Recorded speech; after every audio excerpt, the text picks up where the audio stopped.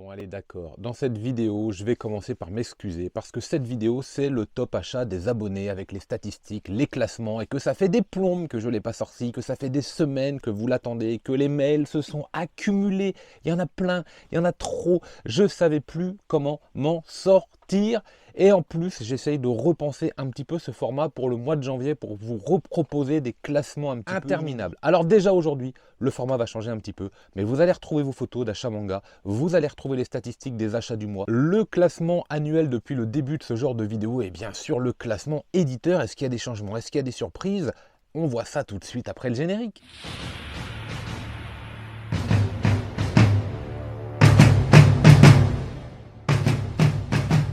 Avant de nous intéresser à l'achat manga d'un abonné en particulier, je voulais quand même dire qu'on retrouvait quelques petites thématiques. Bon, évidemment, il y a de la nouveauté, mais il y a aussi de l'occasion. Alors, on a vu du détective Conan, j'ai vu du Kenshi, par exemple, du Kenichi, et pas mal de titres comme ça en occasion. Des fois, vous avez fait quasiment l'intégrale. Bravo, ça fait plaisir. Je pense que c'est une bonne stratégie de vous faire des intégrales des séries que vous aimez bien. Et puis, on a vu quelques séries revenir très souvent dans les différents achats. Je pense par exemple à Space Brother avec les achats de Fides et Guillaume. Je pense à Prisonnier Riku avec les achats de Sneak It et Crazy Syrax, de l'import avec Seiji Musashi comme d'habitude, un très joli coup en brocante, mais on verra ça tout à l'heure, je le garde pour plus tard, et puis pas mal de nouveautés, notamment avec l'Habitant de l'Infini, grosse nouveauté de ce début d'année, de cette rentrée, et en plus l'auteur sera à Angoulême, vous le savez, ça va être un Angoulême de fou. Je ne sais pas si vous avez réservé l'hôtel, si vous avez l'intention d'y aller, ça va être de la dinguerie, hein. Ça va être incroyable. L'Habitant de l'Infini, par exemple, on le retrouvait donc chez Romain, Fides, Mamanga, Damien, MacBewir, Crazy Syrax, entre autres, donc vous voyez, ça fait pas mal. Voilà, on retrouvera tout ça dans quelques instants. Je vous invite maintenant à tout de suite zoomer, focus, s'attarder tranquillement sur l'achat manga de Patrick. Alors pourquoi j'ai sélectionné les achats de Patrick? Tout simplement parce que déjà la photo elle est classe. Petit rappel, si vous avez envie de m'envoyer vos achats manga, faites de belles photos bien éclairées, bien claires, bien nettes, que je puisse moi au moins lire les titres. Des fois c'est pas toujours le cas et c'est pas facile dans ces cas-là, mais là surtout vous voyez, vous avez la fresque de 20th Century Boy, elle rend vraiment super bien. Confidence d'une prostituée qui était une nouveauté de la rentrée avec Sakuran, Black Jack tome 2, le 2001 Night Stories. On a pas mal de beaux livres. Qui dit beau livre dit en général grand format, donc forcément dit un budget un petit peu plus coûteux, et puis il dit également seinen, hein. On a rarement des shonen en très grand format, c'est très rare. Néon, le dernier tome, hein, Néon Genesis Evangelion, du Dragon Ball Kakumei, alors on dirait la pastel effectivement, mais c'est inspiré directement bien sûr, mais c'est Dragon Ball Kakumei, donc les 4 premiers tomes. J'aimerais les lire, j'aimerais beaucoup les lire, mais bon voilà, on verra bien ce que ça donne, si je peux les avoir, les lire, pourquoi pas même les acquérir. Le choix de l'auteur, là, le choix Golgo 13, bravo. Bravo, donc ça c'est le tome 1, reste le tome 2, 13 nuits de vengeance, du mangetsu, de l'horreur, et puis vous avez un deuxième achat avec du Lone Wolf Fan Club, comme d'habitude évidemment, l'intégrale en 12 tomes de l'attaque des titans, format colossal, c'est vrai que c'est une édition qui me fait de l'œil. Bon, prendre la place et je les ai déjà, donc ça fait 2 bonnes raisons de faire des économies. Arion, encore du mangetsu, Pluto, alors Pluto il va revenir en force, hein. Il y a du coffret, il y a l'animé, j'ai pas encore regardé l'animé sur Netflix, je me le garde pour les vacances de Noël, voilà, je me laisse ça vraiment, j'essaye de regarder autre chose. D'ailleurs il y a Onimusha, là j'ai regardé il y a pas longtemps l'épisode 1 d'Onimusha, oh, j'ai trouvé ça vraiment cool. Vampire, bravo. Vampire, j'ai l'impression qu'on m'a écouté. Je ne sais pas si c'est grâce à moi ou pas, mais Vampire, c'est celui que je conseille, hein, de Maruo, le vagabond de Tokyo. Bref, excellent choix. J'avais envie de commencer par ce genre d'achat. Il y a de très bons titres. Moi, je vous le dis, j'ai l'impression qu'en prenant au pif n'importe quel manga comme ça de cet achat, on passe un super moment de lecture. Merci, Pat. Alors, comme je vous le disais, il y a eu un super coup en brocante de la part de Pyro. Bravo. Alors, tu as fait pas mal d'autres achats qu'on verra en photo en fin de vidéo, mais surtout, donc en brocante, tu as mis la main sur le vagabond anniversaire, en tout cas la reliure cartonnée, le grand format d'M. Psycho. Donc ce sont 2 pièces qui sont quand même très rares, même sur le marché de l'occasion. On les voit rarement. Ce ne sont pas forcément des pièces qui sont recherchées par tout le monde parce que ça n'a pas donné suite, hein, au niveau de l'édition. Donc bon, c'est un tome, effectivement, mais pouvoir mettre la main dessus, notamment d'occasion, notamment en broc, moi c'est clair et net, si je les vois, je les prends aussi, comme ça ils seront là. Je ne cours pas forcément après. Mais l'occasion fait le larron, donc là pour le coup, bravo. J'avoue que de les voir, ça me donne envie de les avoir. Bon, allez, on s'intéresse maintenant au classement de vos achats sur cette période. Et il n'y a pas forcément beaucoup de nouveautés à rentrer dans le classement parce que très souvent vous faites aussi des achats d'occasion. Et là, comme je vous disais, vous faites par lot quasiment. Donc ça veut dire 20, 25, 30, 40, voire 50 tomes pour Sneak It et Détective Conan.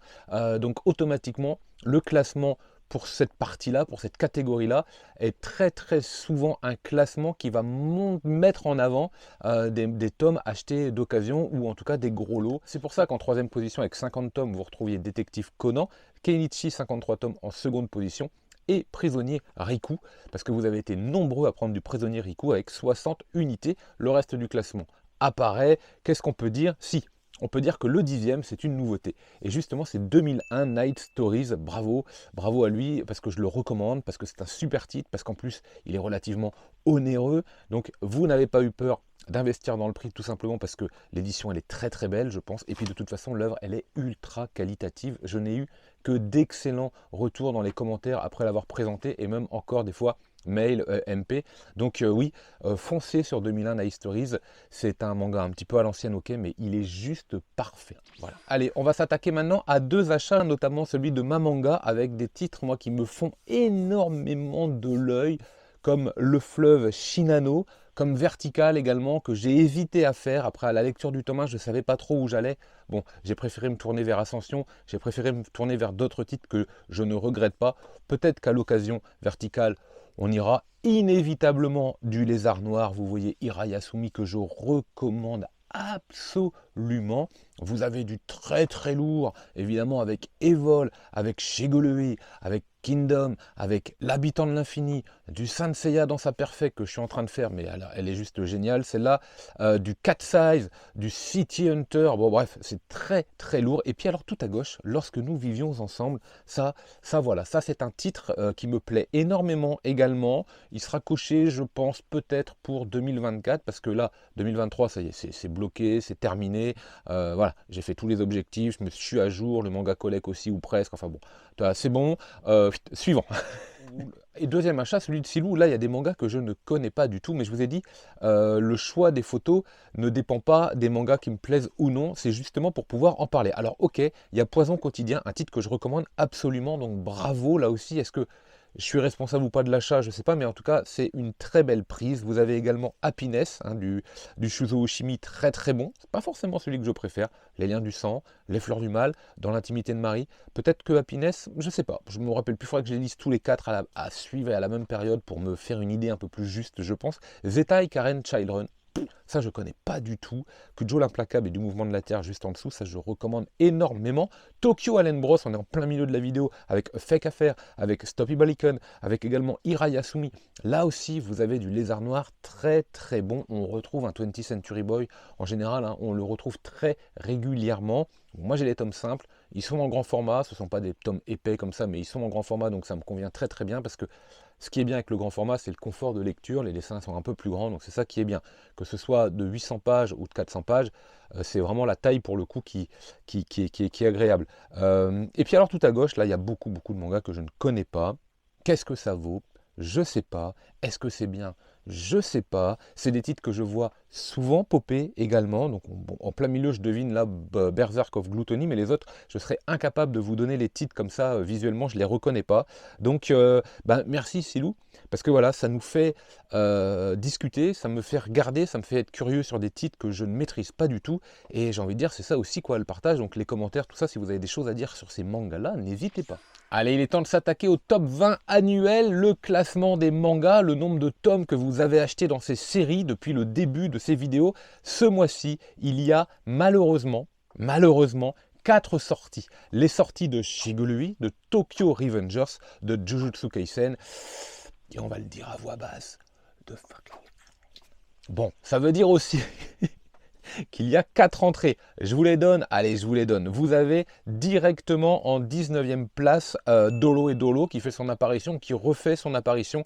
Parce que les titres qui sont sortis et les titres qui sont rentrés, en vérité, j'ai regardé, sont entre la 20e et la 30e place pour la plupart. Donc on a vraiment un classement très resserré à un moment. Et en 18e position, Jojo Bizarre Adventure qui était sorti, mais le coup d'avant qui était déjà présent avec 72 unités. 14e position, Beastars remonte directement puisque l'un d'entre vous a fait l'acquisition de l'intégrale, je crois, ou quasiment l'intégrale. Bravo, bravo, c'est un must-have, c'est à lire, c'est génial, c'est d'une intelligence, c'est maîtrisé, c'est du régal. C'est du régal, donc masterclass, banger, pépite, tous les mots qui vous énervent, c'est bon.